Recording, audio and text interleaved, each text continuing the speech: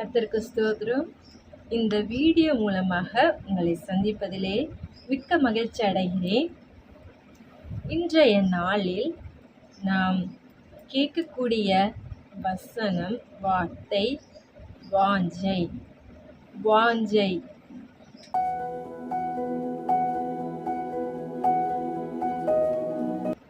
இந்த வாஞ்சை என்ற வசனங்கள் 4 இடங்களிலே குறிப்பிடப்பட்டிருக்கிறது.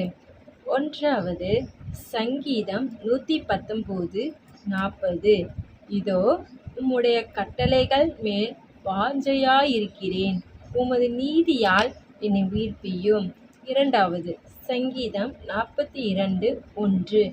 மானானது நீரோடைகளை வாஞ்சித்து கதறுவது போல தேவனே, என் ஆத்துமா உம்மை வாஞ்சித்து கதறுகிறது.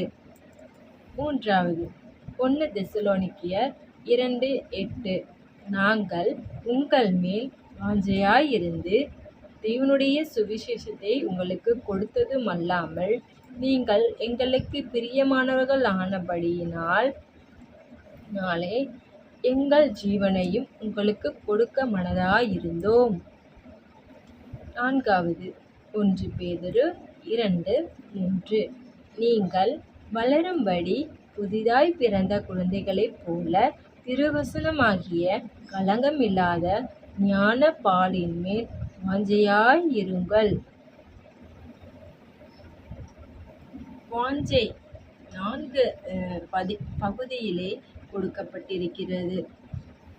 இன்று 40 நாள் உபவாச பகுதியாக சாம்பர் புதன். இன்று 18/2/26 சாம்பர் புதன் ஆரம்பமாகிறது. இயேசு தன்னுடைய ஊழிய பயணத்தின் முன்பதாக அவர் 40 நாள் உபவாசம் எடுத்தார் என்று வேதத்திலே குறிப்பிடப்பட்டிருக்கிறது. அது நமக்கு, எனக்கு, ஊழியக்காரிகளுக்கு அது ஒரு ஆண்டவர் ஒரு மாதிரியை நமக்கு வைத்து சென்றிருக்கிறார். அதை இன்று நாம் தபசு காலம், 40 நாள் உபவாச நாள் என்று பல பெயர்களை குறிப்பிடுகிறோம்.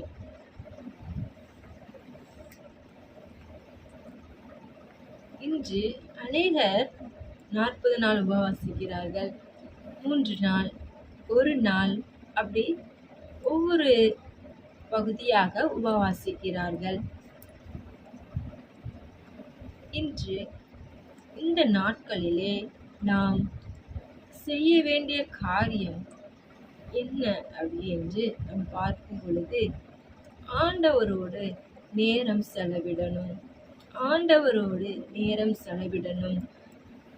ஏனென்றால் நாம் கடைசி காலங்களிலே கிருபையின் காலம் முடிவடைகிற நாட்களிலே நாம் இருக்கிறோம். இந்த நாட்கள் கொஞ்ச நாட்கள் தான் இருக்கிறது. அந்த நாட்களை நாம் பயன்படுத்தி கொள்ள வேண்டும் என்றால் நமக்குள்ளே ஒரு வாஞ்சை உண்டாக வேண்டும். எதை குறித்து வாஞ்சை உண்டாக வேண்டும்?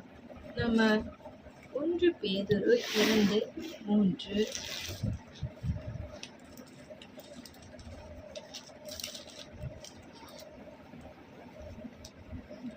1 பேதுரு 2:2 2:3.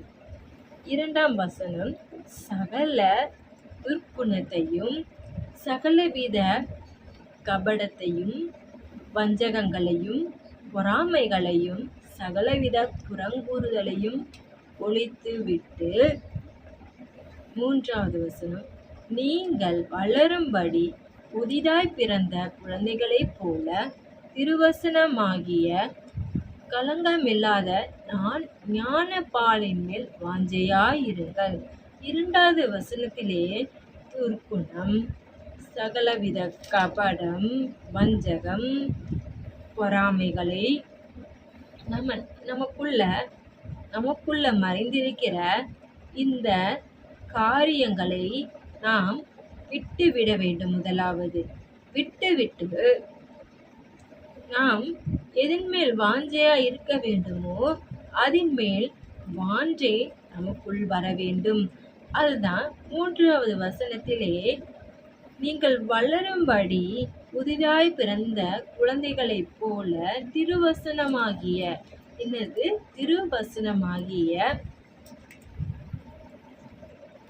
களங்கமில்லா ஞான பாலின் மேல் வாஞ்சையாயிருங்கள் என்று குறிப்பிடப்பட்டிருக்கிறது. திருவசனத்தின் மீது நம் வாஞ்சையாய் இருக்க வேண்டும். நமக்கு கொடுக்கப்பட்டிருக்கிற வேதாகமம், அதிலே வசனங்கள் இருக்கிறது. ஆண்டவருடைய வசனம், பரிசுத்த ஆவியினால் கொடுக்கப்பட்ட இந்த வசனங்கள் நமக்குள்ள வாஞ்சை உண்டாக வேண்டும். இந்த 40 நாட்கள் உண்மையாய் நம்மை கர்த்தரிடத்திலே நாம் நெருங்க வேண்டும். நாம் விரும்பினால் அப்போ நாம் இந்த வேதத்தை வாசிக்கிறதுக்கு நம்ம கையிலே நாம் ஏந்த வேண்டும். நாம் இப்பொழுதும் நாம் வேதத்தை தியானிக்கிறவர்களாய் இருக்க வேண்டும். ஏன் வேதத்தை நாம் தியானிக்க வேண்டும்? நாம் நிறைய நேரங்களில் நாம் வேதத்தை வாசித்திருக்கிறோம். பைபிள் வசனங்கள் போட்டியில் நாம் பரிசு பெற்றிருக்கிறோம். நிறைய இருக்கிறது. ஏன் நம்ம திரும்பி நாம் இந்த வேதத்தை நாம் தியானிக்க வேண்டும் என்று பார்ப்போமானால், இந்த வசனங்கள், இந்த வசனம் எப்படின்னா ஒரு கண்ணாடி போன்றது. கண்ணாடி, ஏன்னா நம்ம கண்ணாடியிலே அனுதினமும் நாம் தன்னுடைய முகத்தை நாம் பார்ப்போம். ஏன் நம்முடைய முகத்திலே ஏதாவது ஒரு குறை இருக்கிறதா? நாம் எதை மாற்ற வேண்டும்? என்ன செய்ய வேண்டும்? நான் அழகா இல்லையா? அழகா இருக்கேனா? நான் அழகா இருக்கணும்னா என்ன செய்யணும் சொல்லி நம்ம கண்ணாடியிலே தங்கள் முகத்தை பார்த்து நாமே திருத்திக் கொள்கிறோம். அதே போன்றுதான் இந்த திருவசனம், அந்த வசனத்தை நாம் வாசிக்கும் பொழுது அது ஒவ்வொரு நாளும் ஒவ்வொரு நிமிடமும் நமக்கு அந்த வசனங்கள் புதிய புதிய காரியங்களை நமக்கு அது கொடுக்கிறது. ஆண்டவர் நம்மளை ஒவ்வொரு நாளும் நாம் எப்படி இருக்கிறோம் என்பதை இந்த வேதம் சுட்டி காட்டும். ஏன்னா இந்த வார்த்தையிலே நாம் எப்படி இருக்கணும்னு சொல்லி நமக்கு ஆண்டவர் உணர்த்துவார். நம்ம என்ன செய்கிறோம் என்பதை அவர் காட்டுவார், சுட்டி காட்டப்படும்.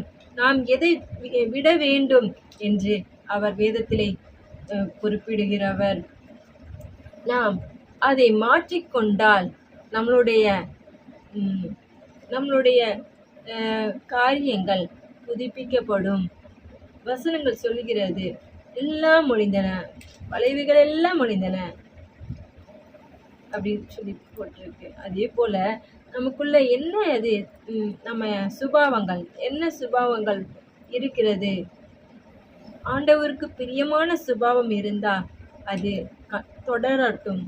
ஆண்டவருக்கு பிரியம் இல்லாத சுபாவம் இருந்தால் அது இன்றோடே அதை நம்மளை விட்டு விலகணும். அதை நாம் என்ன செய்யணும்? விடணும். அதை இந்த வேதத்தை வாசிக்கும் பொழுது நமக்கு ஆண்டவர் அதை உணர்த்துவார். நம்மளை இந்த வேதத்தை நம்ம வாசிக்கிறோம்னா நம்மளை ஒவ்வொரு நாளும் அலங்கரிக்கிற தேவனாயிருக்கிறார். அவர் அலங்கரிக்கிற தேவன். அதனால்தான் இந்த வசனங்கள் வாஞ்சை எப்படி வாஞ்சையா இருக்கணுமா? களங்கமில்லாத ஞானப்பாலின் மேல் வாஞ்சையாயிருங்கள். அது எப்படிப்பட்டதான்? இந்த திருவசனம் எப்படிப்பட்டதான்? களங்கமில்லாத ஞானப்பால், அதற்கு ஒப்பிடப்பட்டிருக்கிறது. ஒரு குழந்தை பிறந்த உடனே